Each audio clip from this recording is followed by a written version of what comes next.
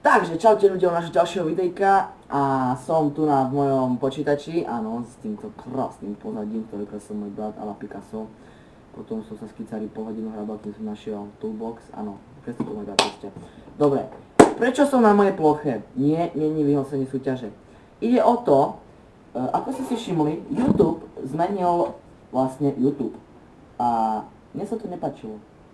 A tak som prišiel. A zmenil som si ho. Áno, toto je môj YouTube. Oh yeah.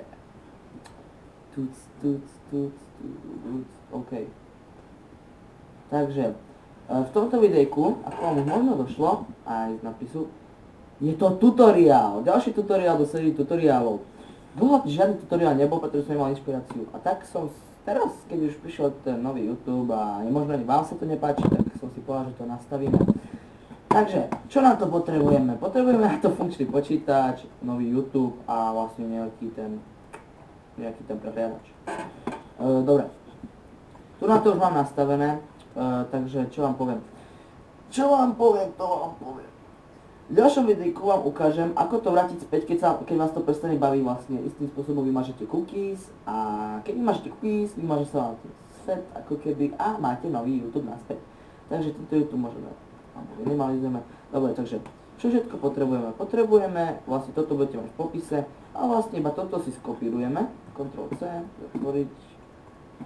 Otvoríme si napríklad na Mozilla alebo na hoci kde, ale ja už to tu mám, tak to ukážeme tu na. Tu máme klasický, nový, škaredý YouTube. Čo urobíme? Na Mozilla stlačíme Ctrl, Shift a K. Naskočí nám konzola, ako už môžete vidieť, konzola.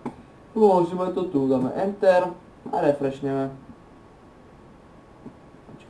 A máme nový, nie, starý YouTube. Takže do popisku videa vám dám všetky klávesové skratky na konzolu v každom jednom prehliadači. A v ďalšom videjku si ukážeme, ako to vrátiť naspäť. Takže ja dúfam, že sa vám toto videjko páčilo.